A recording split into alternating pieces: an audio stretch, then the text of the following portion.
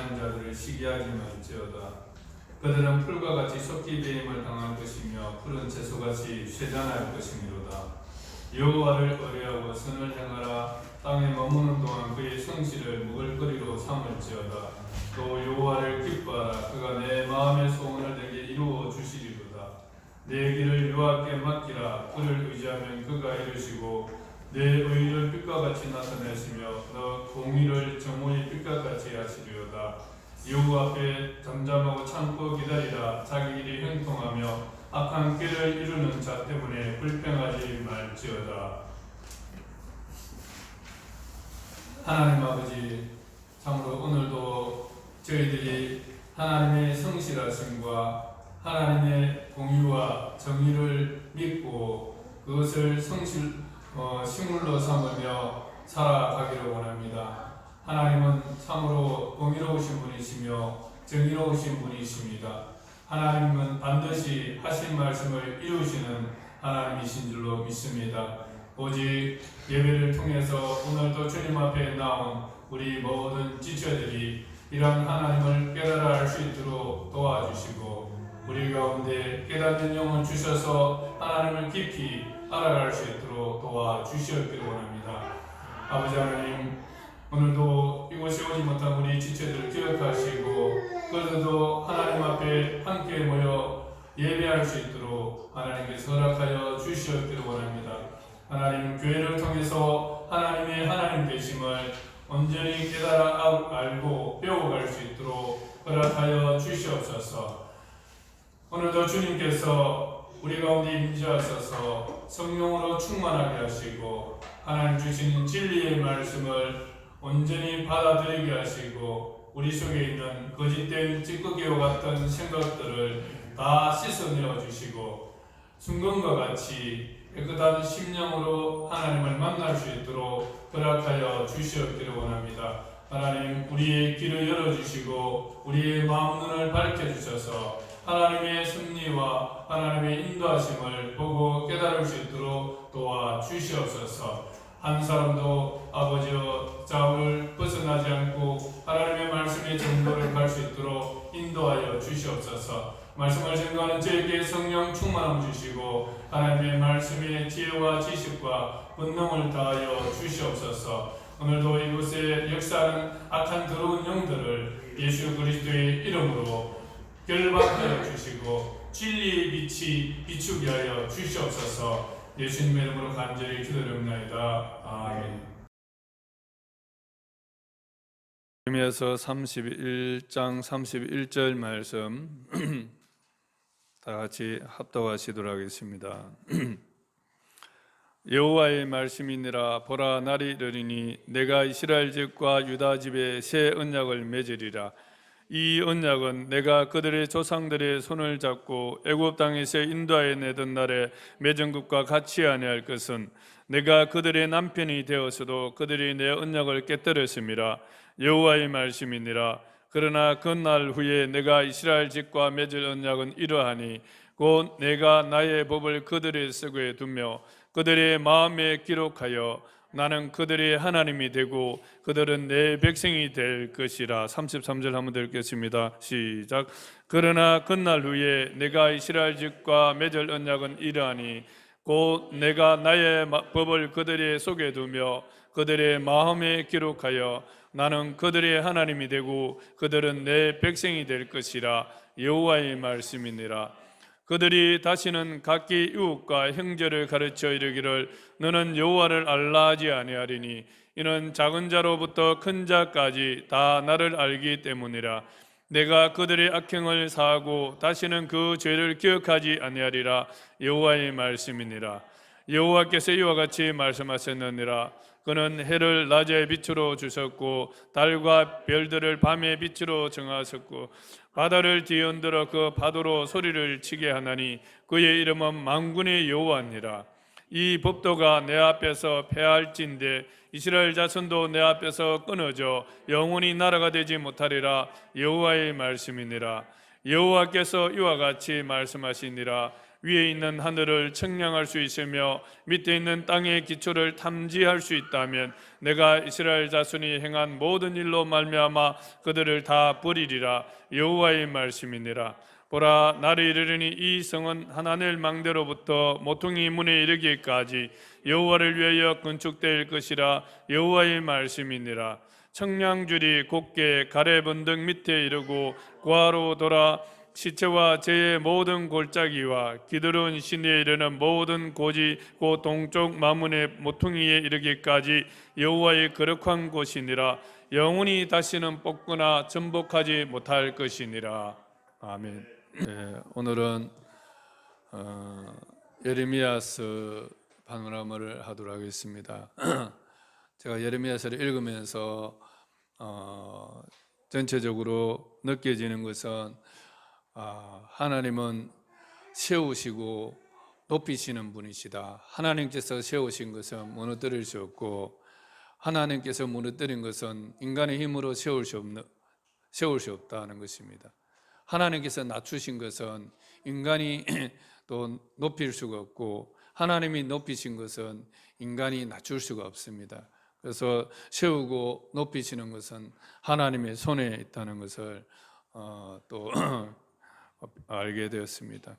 예레미야서 시대적 배경을 보면 지난주에 우리가 이사야서를 했는데 이사야서는 거의 8세기 중반과 7세기 후반을 배경으로 예언 활동을 했다면 예레미야서는 그 후 한 100년 후에 배경을 시대적 배경을 가지고 예언 활동을 했습니다. 그래서 이사야서에서는 강대국이 아수르였지만 예레미야서는 바벨론이 신흥 강국으로 부상되는 그 시기였습니다. BC 625년경 아수르가 내분으로 인해서 국력이 좀 약해져 있었습니다. 그래서 참으로 보니까 이 이런 강대국들이 무너질 때는 보면 내분이 많이 일어나는 것 같아요. 그 내분으로 인해서 국력이 쇠약해지니까 그 틈을 타서 바벨론이 아수르의 식민지로 있다가 독립을 하게 되는 거죠. 그리고 한 10년 3년 뒤에 612년경에 BC 612년경에 아수르의 수도 니느웨를 점령했습니다. 그래서 아수르는 절대 망하지 않을 것이다. 왜냐하면 니느웨 성이 워낙 견고하기 때문에. 그래서 그때 예언을 한 선지자가 나훔이잖아요. 나훔이라는 선지자가 너희들은 홍수로 말미암아 망할 것이다. 그런데 아마 바벨론이 니느웨 성을 점령할 때에 그렇게 한 것 같습니다. 그래서 아수르는 이제 패권을 장악하고 있다가 신흥 강대국이었던 바벨론에 의해서 멸망을 하고 이제 하란으로 옮겨서 북서쪽으로 조금 더 옮겨서 하란 지역에 망명 정부를 수립을 하게 됩니다. 그래서 그런 가운데서도 바벨론과 망명 정부 아수르와의 계속적인 세력 다툼을 하고 있었습니다. 이 무렵에 유다는 요시야 왕이 8세에 왕이 되었습니다. 8세에 왕이 되었지만 그는 하나님 보시기에 정직하게 행하여 좌우로 치우치지 않고 왕이 된 지 8년 만에 하나님을 찾았고 12년에서 18년까지 유다와 예루살렘 안에 있는 모든 우상들을 척결하고 정결하게 하는 작업을 합니다. 산당들과 우상들을 제거한 후에 이전 왕들이 헐어버렸던 하나님의 성전을 수리를 합니다. 그런데 수리하는 가운데 율법책을 발견하게 되고 그 율법을 낭독하는 소리를 듣고 왕이 옷을 찢고 하나님 앞에 통곡하면서 회개를 합니다.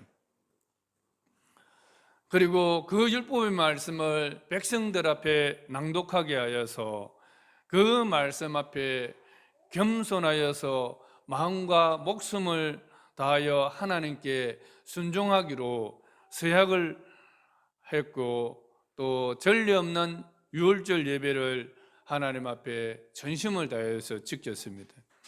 이러한 요시야 왕 때 이스라엘 유다 나라는 평화로운 시대가 되었습니다. 안정적이었습니다.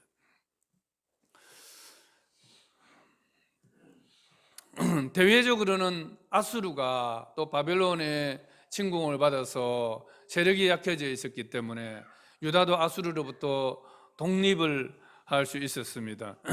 그리고 내적으로는 아주 또 평화로운 그런 시기를 보낼 수가 있었습니다. 그러나 이름에도 불구하고 백성들은 또 요시야 왕의 이러한 개혁 정책이라든지 예레미야 선지자가 요시야 왕 때부터 예언 활동을 시작했고, 또 그 시대에 하박국 선지자가 또 예언 활동을 했었습니다. 그러한 선지자들의 활동과 요시야 왕의 개혁에도 불구하고 므낫세 왕 때부터 이렇게 내려오던 그 우상 숭배의 그 잔재들은, 마음속에 남아있는 그 영향들은 아주 강했습니다. 그래서 하나님께서 요시야 왕이 그런 개혁에도 불구하고 유다를 심판하시기로 하나님께서 작정을 하십니다.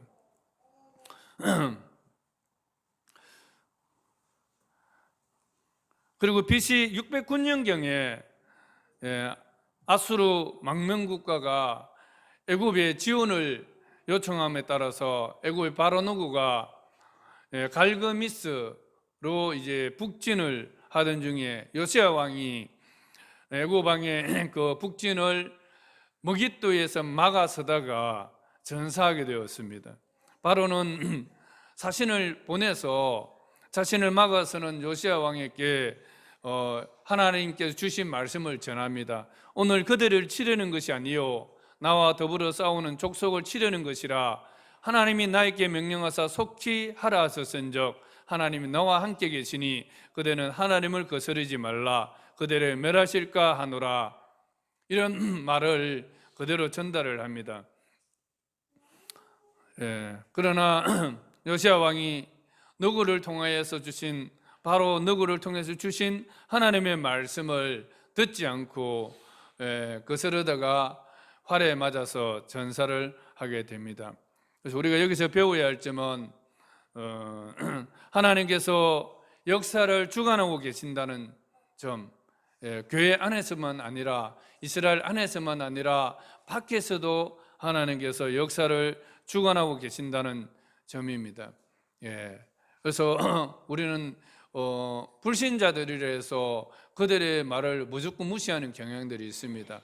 그러나 하나님께서는 교회 안에 있는 사람들을 통해서도 말씀하시지만 때로는 고레스 왕과 같은 이런 불신자를 통해서도 하나님 일을 하실 때가 있습니다. 오늘 너구와 같이, 바로 너구와 같은 이런 사람들을 통해서도 하나님의 계획들을 알려주시고 하나님 일을 하실 때가 있습니다. 그래서 우리가 우리의 세계관들이 교회 안에만 갇힌 세계관으로 있다가 부패해지면 안 됩니다.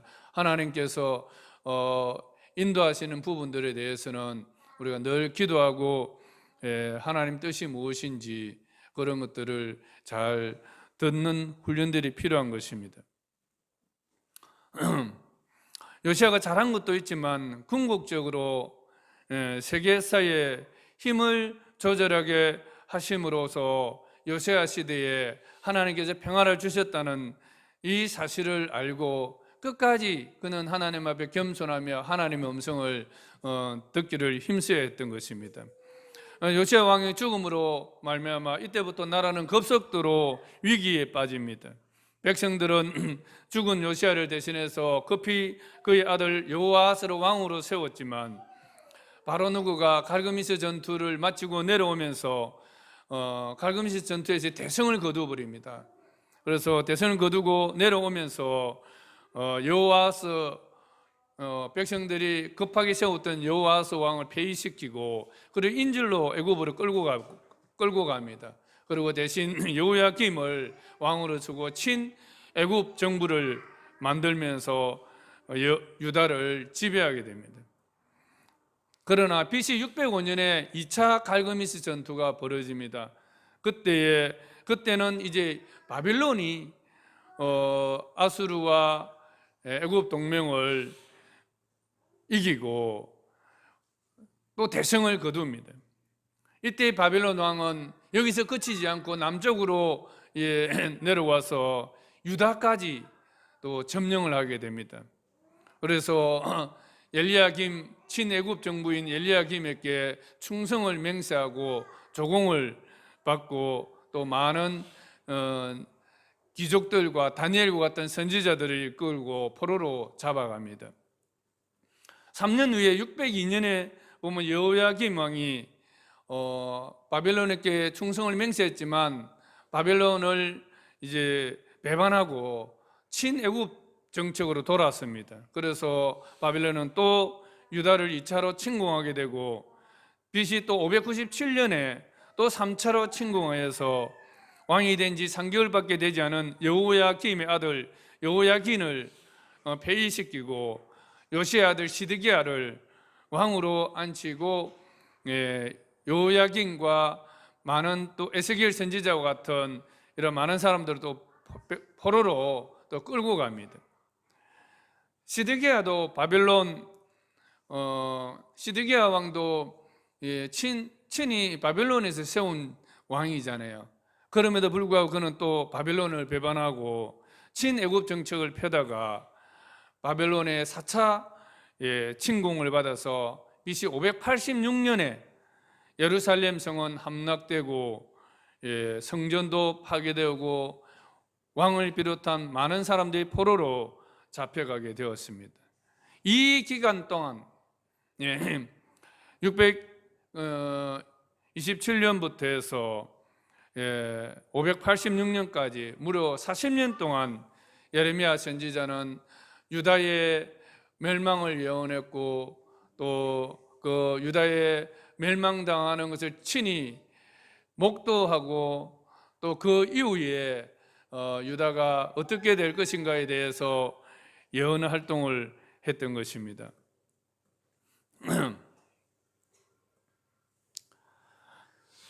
예레미야서의 저자는 그대로 예레미야입니다.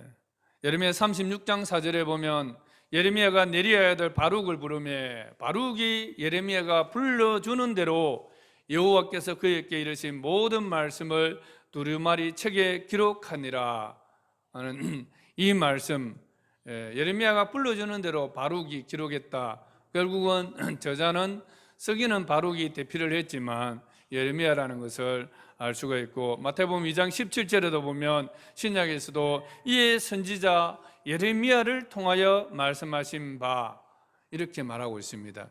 이에 선지자 예레미야를 통하여 말씀하신 바, 예레미야서의 저자를 예레미야라고 인정을 하고 있습니다. 그러므로 봐서 예레미야서의 저자는 예레미야가 분명한 것 같습니다.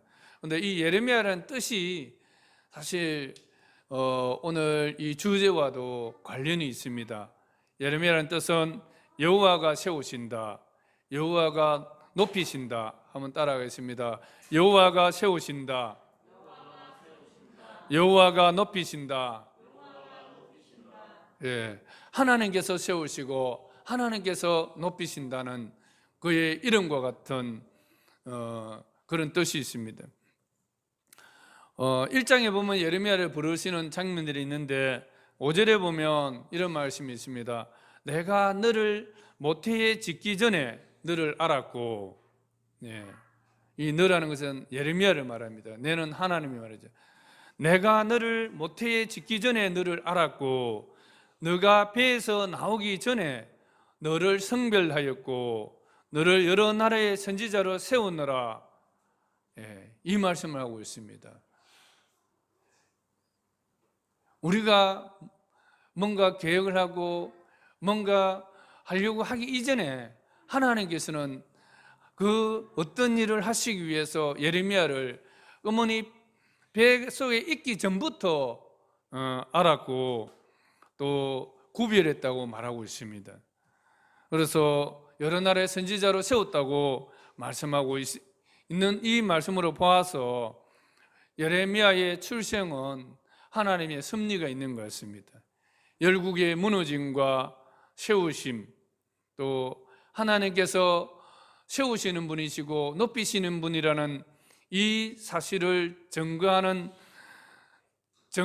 자로서 부르신 하나님의 섭리가 있는 것 같습니다. 예레미야서의 기록 연대는 예레미야서 1장 2절 말씀에 보면 요시야 왕 13년이라 말하고 있습니다. 요시야 왕 13년이면 BC 627년입니다. 그리고 예레미야서 52장 12절 말씀을 보면 바벨론 왕 느부갓네살이 예루살렘을 함락한 때라고 말하고 있습니다. 바벨론 왕 느부갓네살이 예루살렘에 함락한 때는 BC 586년입니다. 거의 약 40년 동안 예언을 했다는 것을 알 수 있습니다. 예레미야서의 주제는 하나님께서 세우시고 높이신다는 뜻입니다. 다시 한번 우리가 한번 고백을 하도록 하겠습니다. 하나님께서 세우시고 높이신다. 이사야서의 주제는 무엇이었죠? 하나님이 구원이시다. 하나님이 구원이시다. 여기서는 하나님께서 세우시고 높이신다. 이것이 예레미야서의 주제입니다. 우상 숭배와 또한 타락으로 인해서 유다를 바벨론을 통하여서 70년 동안 징계하신다는 것이 핵심 내용이고, 그 후 다시 정결케 하여서 세우신다는 것이 핵심 내용입니다. 우상 숭배와 타락한 유다에 대해서 바벨론이라는 도구를 통해서 하나님께서 징계를 하신다는 것입니다. 징계의 결과는 무엇입니까? 정결케 함입니다. 바벨론 땅에서 징계를 통해서 70년이라는 긴 기간을 통해서 징계를 하심으로써 유다 백성들을 정결케 하신 후에야 다시 하나님께서 유다를 세우시겠다는 그 내용입니다. 이것이 바로 주제입니다. 이 과정 속에서 하나님께서 세우시고 하나님께서 높이시는 분을 깨달아 알게 하신 것입니다. 하나님의 주권적인 사랑과 인내로 유다를 바벨론 포로 생활에는 징계를 통해서 정결케 하신 후에 다시 돌아오게 하셔서 나라를 세우게 하시겠다는, 이것이 바로 하나님의 계시인 것입니다. 이스라엘은 예루살렘이 함락될 때 성전마저도 다 무너질 이때에 완전히 망한 것 같았습니다. 그래서 주위의 이웃 나라들은 조롱을 하고 비소를 했습니다. 그렇지만 여전히 유다는 하나님의 뜻 안에 있었습니다. 하나님의 뜻 안에 있었기 때문에 놀라운 하나님의 사랑과 보호 안에 있었습니다. 비록 포로 땅에 있었지만 이것이 세상 나라들과의 차이점이었죠. 하나님이 그분의 뜻대로 세우고 높이신다는 진리를 유다는 세계 역사를 통해서 배우게 된 것입니다. 예레미야서 46장 27절에 보면 나의 종 야곱아 너는 두려워하지 말아라. 이스라엘아 너는 무서워하지 말아라. 내가 너를 먼 곳에서 구원하여 데려오고 포로로 잡혀간 땅에서 너의 자손을 구원할 것이니 야곱이 고향으로 돌아와서 편안하고 안전하게 살 것이며 아무런 위협도 받지 않고 살 것이다. 세번역에서 이렇게 말씀하고 있습니다. 28절에 보면 46장 28절에 보면 나 주의 말이다. 나의 종 야곱아 너는 두려워하지 말아라. 내가 너와 함께 있다. 내가 너를 쫓아 여러 나라를 흩어버렸지만 이제는 내가 그 모든 나라를 멸망시키겠다. 그러나 너만은 내가 멸망시키지 않고 법에 따라서 징계하겠다. 다른 나라들은 다 멸망을 당했지만 그러나 바벨론은 하나님의 그 공의의 법에 따라 징계를 하셨다는 것입니다. 나는 절대로 너가 벌을 면하게 하지는 않겠다. 이게 중요한 것입니다. 사실 우리는 하나님 믿으면 내 죄 많이 짓고 주일만 와갖고 그냥 한번 예배만 드리면 다 용서해 주시고 죄에 대한 벌도 다 없애보는 줄 생각하지만 분명히 하나님은 법에 따라 징계하겠다 말씀하고 있고 나는 절대로 너가 벌을 면하게 하지 않겠다. 그래서 우리가 죄를 마음대로 짓는 이유가 왜 그런가요? 죄에 대한 벌이 없다고 생각하기 때문입니다. 마치 면죄부와 같이, 그죠? 그렇기 때문에 마음대로 죄를 짓는 것이죠.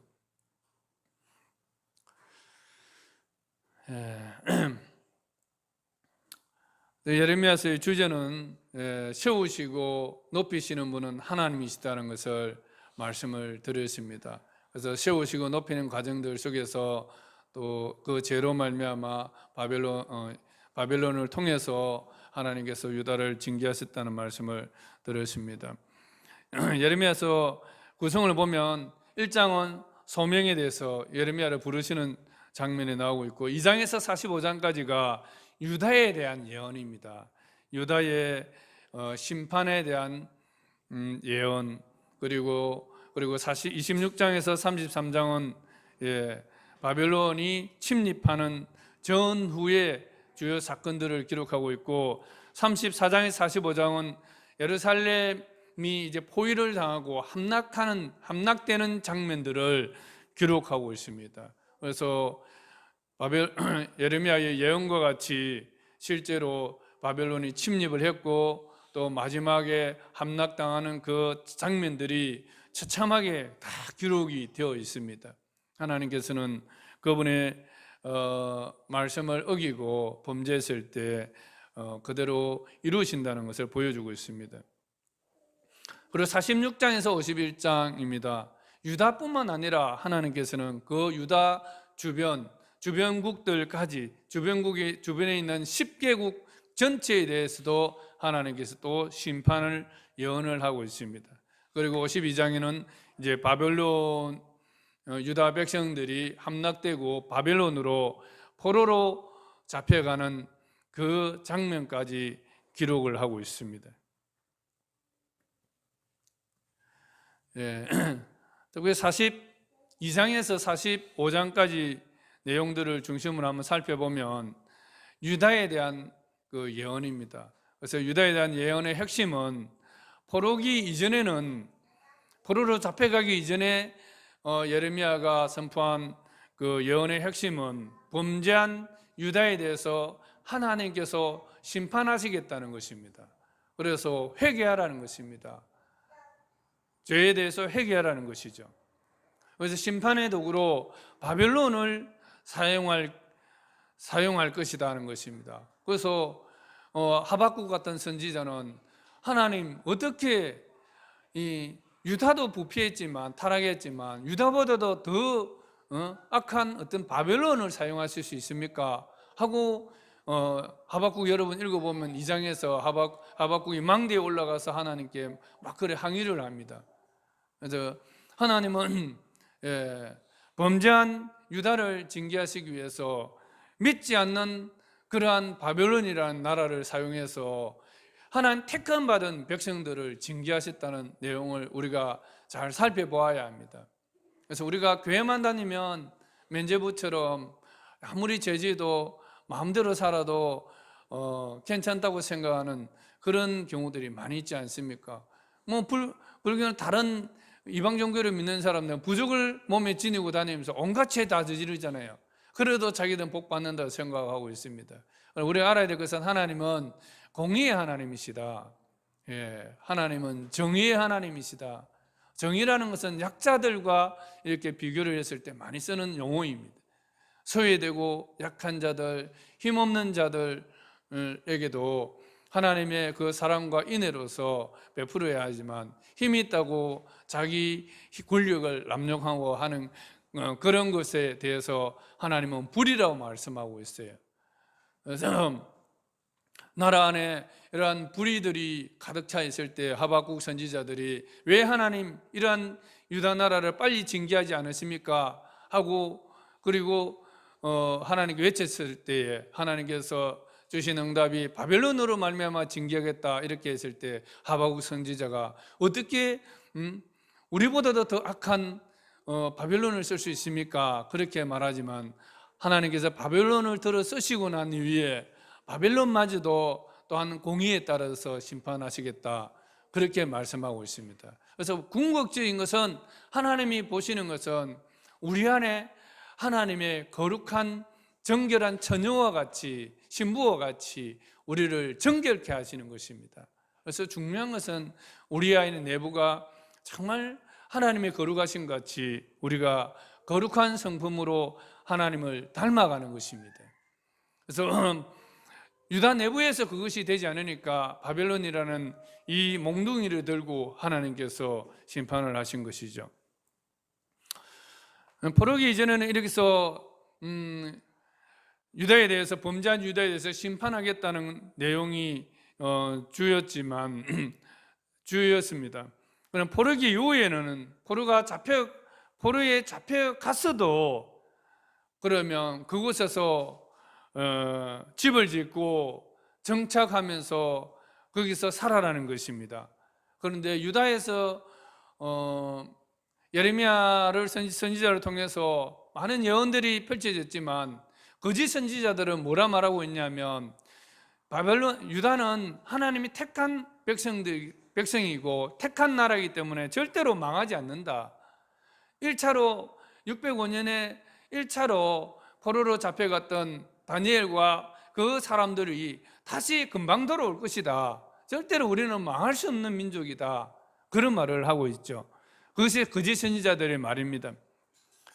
그래서 예레미야는 그 거짓 선지자들의 말을 믿지 말고 70년이 지나야 하나님께서 다시 유다를 세우실 것이기 때문에 그것에서 하나님의 징계를 바벨론이라는 하나님의 징계를 겸손히 받아들이고 진정으로 회개된 삶을 살아라는 것입니다. 그 안에 있는 모든 찌꺼기들을 다 내려놓고 그 고난 속에서 하나님을 생각함으로 그곳에서 하나님과 만나면서 보이는 성전은 없지만 보이지 않는 그곳에서 하나님을 생각함으로 하나님을 만나면서 진정한 성전으로서 그곳에서 자신을 깨끗하게 정결케 하라는 그 메시지가 바로 포로기 이후에 선포한 메시지입니다. 포로된 이후를 바라보면서 선포한 메시지였습니다. 유다의 이러한 심판의 원인은 바로 죄라고 말씀하고 있습니다. 예레미야서 15장 13절 말씀해 보면 그러나 내 모든 죄로 말미암아 내 국경 안의 모든 재산과 보물로 값없이 탈취를 당하게 할 것이며 내 원수와 함께 내가 알지 못하는 땅에 이르게 하리니 이는 나의 맹렬한 불이 너희를 사르려 함이라. 유다의 죄 때문에 하나님께서 공의의 진노를 하셔서 바벨론이란 이 나라를 통해서 징계하셨다는 것을 말하고 있습니다. 그래서 바벨론 나라가 유다보다도 더 불의한 나라임에도 불구하고 그 나라가 와서 이 유다를 심판한 이유는 바로 유다의 죄 때문이라는 것입니다. 그래서 우리가 징계를 받을 때에 자세가 참 중요한 것입니다. 그래서 죄로 말미암아 온 심판이라면 우리가 어떻게 해야 되는가 한번 잘 생각해 봐야 됩니다. 유다가 지은 죄는 무엇입니까? 유다가 어떤 죄를 지었길래 하나님께 이렇게 맹렬히 진노의 몽둥이를 드신 것입니까? 어떤 죄입니까? 여러분 예레미야 읽어보셨죠? 지난주에 무엇이었던 것 같아요? 1장 13절에 보면 이런 말씀이 있습니다. 내 백성이 두 가지 악을 행하였나니 곧 그들이 생수에 거는된 나를 버린 것과 스스로 웅덩이를 판 것인데 그것은 그 물을 가두지 못할 터진 웅덩이들이니라. 첫째는 하나님을 버렸다는 것입니다. 둘째는 터진 스스로 웅덩이를 파고 스스로 터진 웅덩이를 팠다는 것입니다. 채우지 못할 그런 저장고를 만들었다는 거죠. 이것은 바로 우상숭배를 말하는 거예요. 첫째는 하나님을 버린 것이고 둘째는 우상을 섬겼다는 것입니다. 하나님은 어떤 분이라고요? 생수의 근원 되신 분입니다. 우상은 어떤 거라고요? 터진 웅덩이와 같다는 것이죠. 여러분, 터진 웅덩이에 물 부으면 어떻게 돼요? 헛사잖아요. 아무 도움을 줄 수 없는 그러한 우상을 섬긴 것이라고 말하고 있습니다. 첫째는 정말 우리에게 호흡을 주장하시고 실제로 우리를 세우시기도 하고 높이시기도 하고 우리를 구원하기도 하시는 그 하나님은 버리고 거꾸로 아무 도움도 줄 수 없는 이러한 우상을 섬긴 것이라고 말하고 있습니다. 누가 터진 웅덩이에 물을 붓겠습니까? 그렇지 않습니까? 그런데 터진 웅덩이에 물을 붓는 행위를 하는 민족이 다름이 아니라 유다 민족이었다는 것입니다. 하나님이 택한 민족이었다는 것이죠. 우리도 구원받았다 하지만 실제로 나를 도우시고 나에게 생명을 주시고 나를 살리시는 분이 하나님에도 불구하고 그 하나님을 의지하기보다는 어리석게 도움을 줄 수 없는 것들, 그것을 의지하려고 하는 경향들이 있습니다. 그래서 저는 참으로 제가 이런 부분에서 참 두렵기도 합니다. 저의 도움이 하나님을 의지하는 것을 가로막을까 봐서 때로는 돕고 싶을 때도 참 많지만 이런 부분에서 계속 조금 점검을 하고 있어요. 그래서 우리가 의지해야 될 분은 사람이 아니라 어떤 다른 것이 아니라 하나님이어야 합니다. 여러분, 정말 하나님이 나의 도움이시고 하나님이 나의 구원이시고 하나님이 나를 세우시고 하나님이 나를 높이신다는 것을 믿는다면 우리는 하나님 앞에 무릎 꿇고 하나님 앞에 기도할 수밖에 없습니다. 그렇지 않습니까?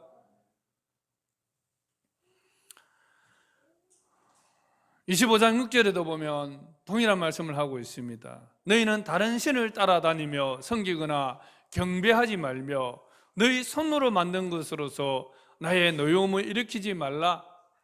결국은 다른 신을 따라다니고 그것을 섬기고 경배했다는 것입니다. 손으로 만든 것들을 신으로 여기고 그것을 따라다님으로 인해서 결국은 하나님의 노여움을 일으켰다는 것을 말하고 있습니다. 그리하면 내가 너희를 해하지 아니하리라 하였으나 너희가 내 말을 순종하지 아니하고 너희 손으로 만든 것으로서 나의 노여움을 일으켜 스스로 해하였느니라. 여호와의 말씀이니라. 그런데 사람들이 이 말을 안 믿어요. 우상 숭배하면 하나님께서 징계하신다는 것에 대해서, 하나님을 버리고 우상 숭배하면 마지막에 터진 웅덩이에 물을 붓는 것과 같은 어리석은 짓이라는 것을 아무리 말해도 안 믿는다는 것이죠. 그러니까 사람들이 지금도 다른 데 가서 엎드리고 거기서 절하고 그것이 도와주기를 구하고 있지 않습니까? 수많은 돈을 들여서 구슬하고 점을 보고 하는 이유가 무엇이겠습니까?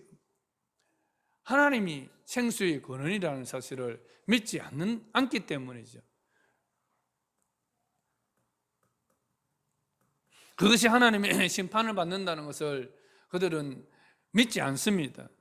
예레미야 44장 23절에도 보면 너희가 분향하여 여호와께 범죄하였으며, 분향이라는 것은 향을 피우고 절하는 거잖아요. 여호와의 목소리를 순종하지 아니하고 여호와의 율법과 법규와 여러 증거대로 행하지 아니하였으므로 이 재난이 오늘과 같이 너희에게 일어났느니라. 유다의 죄들을 이렇게 말하고 있는 것입니다. 그래서 심판의 원인은 바로 유다의 죄 때문이라 말하고 있습니다. 그 죄는 하나님을 버리고 다른 것을 의지한 것이라 말하고 있습니다. 그래서 우리는 우리가 위기가 닥쳤을 때 늘 다시 돌아봐야 될 것이, 과거, 현재, 나의 삶이, 또 나의 가정이, 나의 직장이, 또 나의 교회가, 우리 나라가 왜 이처럼 위기에 처해졌을까 하는 이런 생각들을 살펴보는 것들이 필요합니다. 선지자는 여기에 대해서는 해답을 다 유다의 죄 때문이라 이렇게 답을 주고 있습니다. 우리가 알아야 될 것은 하나님은 죄에 대해서 반드시 벌하신다는 사실입니다. 벌을 면하지는 아니하리라 말하고 있습니다.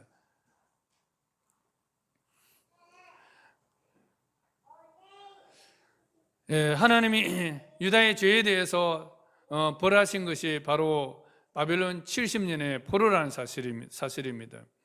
그래서 하나님께서 그 죄에 대한 대가로서 벌을 허락하셨다면 죄인으로서 그 벌을 받아들이는 자신은 어때야 합니까?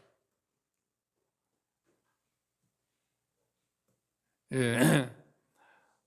제가 말씀을 읽어드리겠습니다. 바벨론에 멍에를 두었으니 그 멍에를 매지 않는 백성과 나라는 그들이 멸망하기까지 칼과 기근과 전염병으로 그 민족을 멸하고 그 멍에를 메고 섬기면 그 땅에 머물며 밭을 갈며 거기서 살게 될 것이니 그 왕의 멍에를 목에 메고 그와 그의 백성을 섬기라, 이렇게 말씀하고 있습니다. 그래서 하나님이 주신 그 심판의 도구로서 바벨론이라는 멍에를 주었다면 우리는 그 멍에를 인정하고 받아들이라는 것입니다. 고통스럽지만 그것을 70년 동안 견뎌내라는 것이죠. 그런데 그 멍에를 싫다고 벗겨버리려 한다면 하나님께서 칼과 기근과 전염병으로 그 민족을 멸하게 할 것이다, 이렇게 또 말하고 있는 것이죠. 그런데 우리는 참 하나님의 징계를 받을 때에 그 죄로부터 그 죄에 대해서 회개하고 그 죄에 대해서 벌이 그것이라면 기꺼이 받아들이면서 하나님께서 그 벌을 통해서 우리를 정결케 하시고자 하는 그 하나님의 뜻을 깨닫고 수용하고 그것을 받아들이면 되는데 그렇지 않는다는 게 문제입니다. 그래서 다른 사람과 비교를 하고 내만 왜 이러냐 이렇게 이야기를 하고 하나님에 대해서 오히려 더 저항을 하고 대항을 하는 그런 자리에 이르게 된다는 것입니다. 그럴 때 하나님은 칼과 기근과 전염병 또 다른 징계를 통해서 바벨론의 멍에를 피하면 그런 것들로 하나님 징계하신다. 이 말씀은 반드시 하나님은 징계하신다는 것입니다. 그래서 하나님의 징계를 우리가 어떻게 보면 또 기쁘게 받아들이는 태도가 필요한 것입니다. 왜 기쁘게 받아들이지 않느냐면 하나님은 우리의 생각과 다르시기 때문입니다. 그래서 백성들은 어떻게 합니까? 이 예레미야의 이러한 예언들에 대해서 싫어합니다. 왜냐하면 부담스럽잖아요. 축복도 아니고 때리 팬다는 이런 이야기만 자꾸 하니까 힘든 거죠. 그럴 때 차라리 내가 하나님 앞에 범한 죄들이 하나님을 얼마나 슬프게 하고 또 하나님을 얼마나 정말 진노하게 만들었는가를 생각하면서 오히려 회개했더라면 하나님 새로운 길을 열어주실 것인데 거꾸로 듣고 싶은 말을 듣고 싶은 것입니다. 마치 점쟁이 찾아가는 것 똑같습니다. 하나님께서는 이러이러하면 분명하게 진리의 말씀을 우리에게 주셨잖아요. 성경을 통해서 하나님이 어떻게 하는 거 다 주셨는데 이 말은 듣고 싶지 않고 말고 자기 귀에 듣고 싶은 거, 내 마음에 받아들이고 싶은 것만 듣고 싶어서 거짓 선지자들을 찾아갑니다. 하나냐와 같은 이런 거짓 선지자들을 찾아가서 그들이 주는 말은 뭡니까? 바벨론이 너가 멍에를 메었으나 수일 내에 이것을 부러뜨려 버리고 다시 돌아오게 하겠다, 이런 말들입니다. 얼마나 듣고 싶은 말입니까? 그것을 받아들입니다. 그래서 하나님 주신 말씀은 받아들이지 아니하고 자기가 듣고 싶은 말, 그런 말들을 더 좋아하게 됩니다. 그래서 바른 말 진리를 말하는 예레미야는 핍박을 하게 됩니다. 그래서 예레미야가 감옥에다 갇히기도 하고 또 우물 속에 던져버립니다. 그래서 여러분 그 우물 속에 갇혀 있을 때 어떻겠습니까? 아무리 하나님의 선지자라도 하나님의 사람이라도 두렵지요. 그렇지 않습니까? 늘 죽음의 위험에 노출되어 있습니다. 사람들은 죄는 영적이기 때문에 이 죄 문제를 건드리면 사람들 싫어합니다. 부담스러워요. 그래서 갑자기 그렇게 친하던 친척도 가족도 친구도 같은 제사장이 있던 그 사람들조차도 자신을 싫어합니다. 원수가 되어버리는 것입니다. 예수님께서도 말씀하고 있지 않습니까? 바로 가족이 원수라고. 그래서 가족조차도 원수로 바뀐다는 것입니다. 정치 지도자들도 그를 감옥에 가두어버리고 구덩이에 던져버립니다. 우리는 이러한 행위들은 바로 자기의 머리에 숯불을 얹는 행위와 같습니다. 숯불을 짊어지고 머리에 이고 있는 것과 똑같은 것입니다. 우리는 죄를 지었을 때 죄를 죄라고 말해주는 사람이 있다면 오히려 달게 받아들이고 빨리 그 죄에 대해서 인정하고 하나님의 주신 징계, 죄에 대한 징계라면 그것을 묵묵히 감당해내는 자세가 필요합니다. 그럴 때 하나님께서 치유해 주시고 회복해 주시고 다시 높여 주시고 다시 세워 주시는 것을 경험할 수가 있습니다.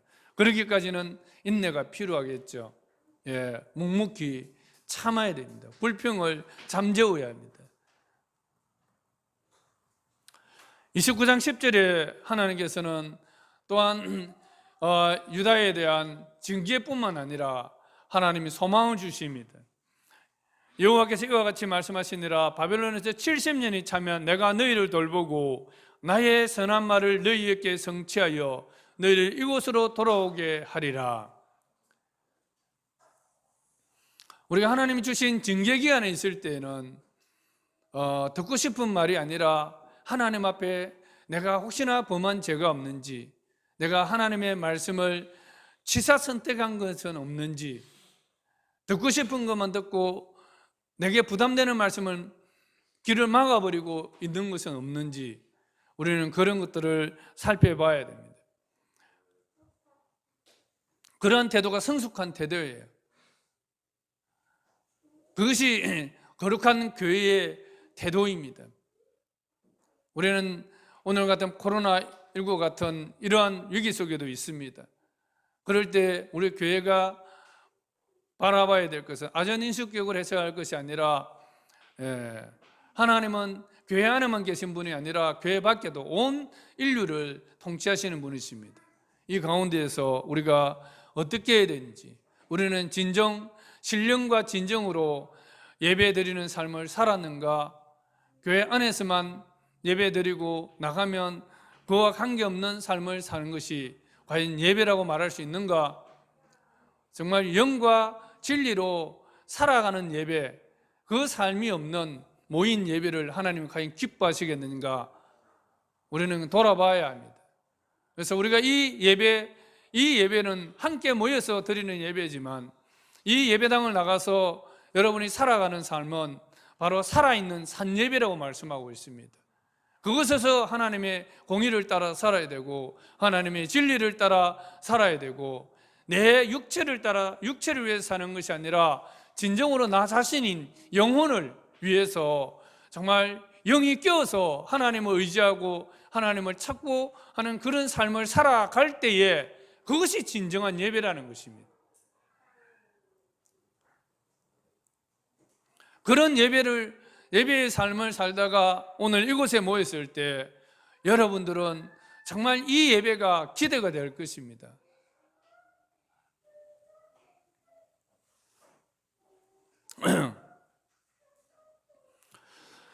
(29장 11절에) 보면 여호와의 말씀이니라. 너희를 향한 나의 생각을 내가 아나니 평안이요 재앙이 아니니라. 너희를 향한 나의 생각을 내가 아나니 평안이라는 것입니다. 하나님께서 유다를 향한 생각은 재앙이 아니라 평안이라는 것입니다. 그렇지만 그냥 평안을 주시는 것이 아니라 죄로 말미암아 찾아온 이 재앙 끝에는 하나님이 반드시 평안을 주신다는 것입니다. 너희에게 미래와 희망을 주는 것이니라.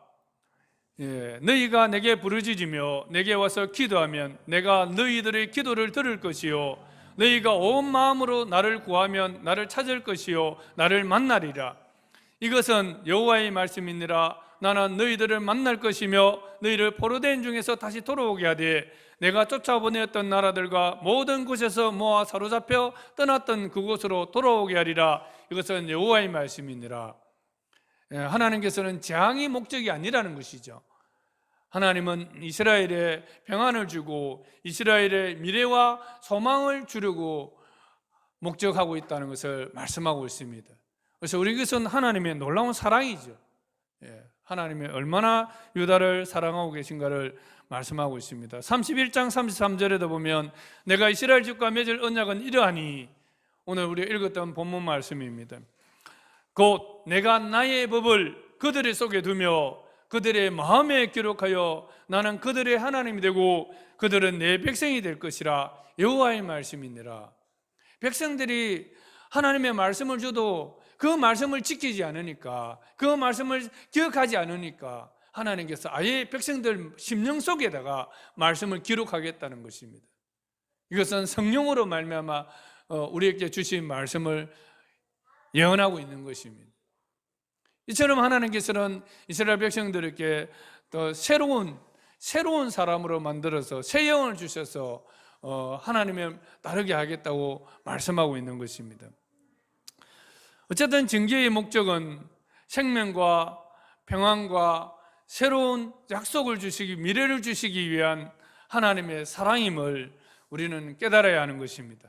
이러한 하나님의 사랑의 징계를 우리는 잘 받아들여서 또 하나님께서 새롭고 더 좋은 형상으로 우리를 세우시도록 하나님께 굴복하는 자세가 필요합니다. 그런데 어려움을 겪으면 도리어 하나님을 저항하면서 교회를 떠나는 사람들이 있습니다. 그것은 그렇게 하면 뭐 더 편한 길이 있을 줄은 있을 거로 생각할지 모르겠지만 하나님은 그런 사람을 어떻게 징계하신다고요? 칼과 기근과 전염병으로 하신다, 이렇게 말씀하고 있습니다. 결코 하나님의 징계의 손을 피할 길이 없다는 것입니다. 우리는 어떻게 해야 된다고요? 하나님께 항복해야 됩니다. 내가 하나님을 떠나서 지었던 그 죄들에 대해서 항복하고, 이제 하나님만이 나의 구원이십니다. 하나님만이 나를 세우시는 분이십니다. 하나님만이 나를 높이시는 분이십니다. 내가 하나님을 의지합니다. 하나님 저를 찾아오 주시고 저를 새롭게 해달라고 우리는 기도해야 하는 것입니다. 32장에는 가보면 하나님께서 예레미야의 고향은 아나돗입니다. 아나돗은 제사장들이 모여 사는 집장촌과 같은 데입니다. 제사장들이 모여 있는 그곳에 아나돗이 예레미야의 고향이기 때문에 예레미야의 기업들은 거기에 있죠. 그런데 하나님께서는 나라가 망한다는 이 판국에 예레미야에게 아나돗에 가서서 그 숙부의 아들, 그러면 숙부의 아들은 사촌이잖아요, 그죠? 사촌의 기업을 물으라는 것입니다. 그래서 예레미야는 그 땅을 삽니다. 사서 항아리에 넣어서 그 매매 정세를 항아리에 넣어서 묻어둡니다. 이건 무엇을 의미하고 있습니까? 하나님께서 지금 바벨론을 통해서 유다를 심판하시지만 반드시 다시 70년 후면 회복해서 다시 이 땅에서 돌아와서 살게 하겠다는 하나님의 언약입니다. 그래서 예레미야는 그 하나님의 말씀을 믿기 때문에 그는 아나돗으로 가서 숙부의 아들 하나멜의 밭을 삽니다. 하나님께서 세우시고 높이시는 분이라는 것을 믿지 못한다면 그는 그런 헛된 일을 하지 않을 것입니다. 헛된 것이라고 생각하고 절대 그렇게 하지 않을 것입니다. 현실에 있는 것만 보고 살 것입니다. 그래서 하나님의 말씀은 현재도 미래도 영원히 진리이기 때문에 그는 그 말씀을 믿고 숙부의 아들 하나멜의 밭을 샀던 것입니다. 46장에서 51장은 바로 애국과 블레셋, 모압, 암몬, 에돔, 다메섹, 게달, 하솔, 심지어 바빌론까지 하나님께서 멸하시겠다는 예언입니다. 그래서 다시 말씀드리지만 유다가 패망하고 바벨론의 포로로 잡혀가고 온 그 주변국들이 유다를 조롱하고 비웃지만, 그러나 그 모든 배후에는 하나님이 계시다는 것입니다. 이렇게 된 배후에는 유다의 죄 때문이고, 하나님께서 죄의 그 열매인 대가인 하나님의 징계의 결과로 이렇게 될 것이라는 것을 말하고 있습니다. 그래서 그리고 그 말씀대로 52장에 가면 실제로 예레미야 선지자가 예언한 말씀, 40년 동안 외쳤던 예레미야가 눈물로 앞으로 이런 심판이 있을 것이니까 회개하고 돌아와라고 그렇게 외쳤던 그 예언을 무시함으로 말미암아 그 예언의 말씀과 같이 BC 586년에 예루살렘 성이 함락되고 그 거룩한 하나님의 임재가 머물던, 하나님의 이름으로 지어졌던 예루살렘 성전도 다 무너지고, 시드기야 왕은 그 바벨론 왕의 그 침략을 포위망을 뚫고 바깥으로 도망갔지만 그 포로로 잡혀서 그 눈이 뽑힌 채로 바벨론으로 끌려갔습니다. 비참한 결과잖아요. 시드기야는 가끔씩 예레미야를 미워했지만 또 가끔씩 예레미야의 말을 들었어요. 하나님 주신 예언의 계시가 뭐냐고 불러가 들었습니다. 들었지만 그는 그 말씀대로 살아갈 수 있는 힘이 없었던 것이죠. 왜냐하면 그 주위에는 거짓 예언들을 믿고 민족주의자들이 수두룩했기 때문에 그들의 말을 거역하고 이 말씀대로 살아갈 힘이 없었던 것입니다. 그래서 분명히 세계의 역사를 통해서 하나님께서는 이런 세계의 변화를 통해서 분명히 또 바벨론의 부상시킴으로써 아수리아를 또 약화시키고 애굽을 약화시킴으로써 바벨론을 통해서 하나님이 심판하실 것을 보여주셨습니다. 유다의 요시야 왕이 하나님을 잘 섬기고 하나님의 말씀대로 기억하며 살아가려고 했을 때 하나님께서 그 주변국들 서로 싸우게 하셔서 유다는 거기서 오히려 힘이 유다를 세워주시는 그런 것들도 경험했습니다. 그래서 우리는 세계사를 잘 봐야 합니다. 그래서 어떤 우리 일제시대를 해석할 때에도 일제에 가서 공부만 해도 이 사람은 친일파로 몰아붙입니다. 어떤 사람은 독립운동을 할 때 무력으로 독립한 사람은 독립운동한 사람을 인정하고, 외교적으로 독립운동한 사람들은 오히려 그것을 또 친일파로 몰아붙입니다. 우리는 이렇게 보면 안 됩니다. 편협적으로 보면 안 되고요. 정말 하나님의 관점에서 역사를 봐야 됩니다. 그래서 지금은 보면 좌파, 우파가 막 이렇게 서로 싸우고 있지만 우리는 좌파도 아니고 우파도 아닙니다. 하나님의 관점에서 우리 한국의 역사를 다시 보아야 합니다. 그래서 분명한 것은 우리 민족이 하나님 앞에 우상을 많이 섬기고 죄를 많이 지음으로 인해서 여러 가지 하나님의 심판들이 있었다는 사실을 우리는 겸손히 인정해야 합니다. 우리의 민족의 역사이기 때문에 그것을 계속적으로 인정하지 않으려고 하는 경향들이 있죠. 자꾸 좋은 면만 부각시키려고 하지만 성경을 보십시오. 다윗이 우리의 아내를 범한 얘기까지도 정직하게 기록하고 있지 않습니까? 그래서 우리는 정말 우리의 역사들을 바라볼 때 우리의 가정사도 그렇고, 여러분의 가정사가 부끄러운 것이 있으면 솔직하게 여러분 인정해야 됩니다. 그거 숨기려고 하면 계속 이게 꼬여요. 자유가 없어요. 차라리 하나님 앞에 봤을 때 죄면 죄로 인정하고, 정말 내 가정이 이렇게 하나님 앞에 우상 숭배하고 죄를 지었고 엄란하게 살아서 우리 가정에 많은 환난들이 있었지만 나는 지금부터 하나님을 바로 섬기고 하나님의 세우심과 하나님의 높이심을 기대하면서 하나님이 주신 미래에 대한 소망을 가지고 나는 살아가겠다고 이렇게 작정하는 것이 정직한 것입니다.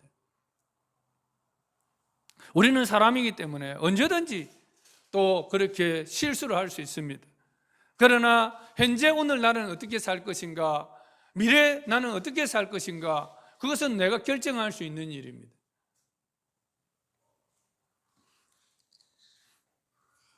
하나님은 우리를 세우시고 높이시는 하나님이십니다.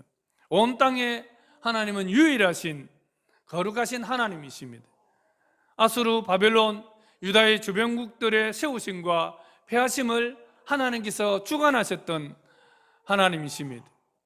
유다가 하나님의 목소리를 듣고 그 명령한 모든 길로 행할 때에는 주변국을 낮추게 하셔서 유다를 세워주셨지만, 유다가 하나님을 거역할 때에는 주변국들을 강하게 세우셔서 유다를 도리어 심판하게 하심으로 역사를 주관하셨다는 사실을 우리는 기억해야 됩니다. 하나님은 여전히 오늘도 우리 가운데 일하고 계신 하나님이라는 사실을 여러분 믿으시기 바랍니다. 오늘도 우리를 세우시고 높이시는 하나님을 예배하고 하나님 앞에 겸손히 살아가는 우리 주영관계 모든 지체들이 되기를 간절히 축원합니다. 기도하겠습니다. 하나님 아버지, 또 이사야서를 통해서 하나님께서 우리의 구원이 되심을 깨닫게 해주셨습니다. 오늘 또 예레미야서를 통해서 하나님은 반드시 죄에 대해서 심판하시는 분이심을 알게 하셨고, 하나님은 심판의 목적이 아니라 그 심판 후에 다시 정결케 하셔서 하나님께서 세우시고 높이시기를 원하는 그 하나님의 크신 사랑을 깨닫게 해주심을 감사합니다. 아버지 하나님, 참으로 우리 주영관계 모든 지체들이 우리를 도울 수 없는 터진 웅덩이와 같은 그러한 헛된 것들을 의지하지 아니하고 생수의 근원이 되신 참으로 우리를 도우시고 구원해 주실 수 있고 우리를 세워주시는, 우리를 높여주시는 하나님을 의지하며 살아갈 수 있도록 도와주시옵소서. 때로 우리가 아버지여 살아가면서 죄로 인해서 징계받는 것을 두려워하지 않게 하여 주시옵소서. 어떤 징계를 하더라도 하나님께서 주신 것이라면 겸손히 받아들이고 그것에서 인내하며 하나님을 생각함으로 우리 속에 있는 모든 더러운 가치관들이, 아버지 세속적인 가치관들이 다 씻겨지고 하나님을 알 수 있는, 하나님의 뜻 가운데 살아갈 수 있는 정결한 가치관들로 우리 영혼을 세워 주시옵소서. 아버지 하나님, 참으로 감사합니다. 하나님은 징계 가운데서도 하나님의 백성들을 그 뜻 안에 주시고 또 사랑으로 보호해 주심을 오늘 또 말씀을 통해 깨달았습니다. 아버지여, 이 말씀을 붙들고 하나님에 대해서 왜곡하고 저항하지 아니하고 그 하나님을 믿고 따라갈 수 있도록 하나님 도와주시옵소서. 예수님의 이름으로 간절히 기도드리옵나이다. 아멘.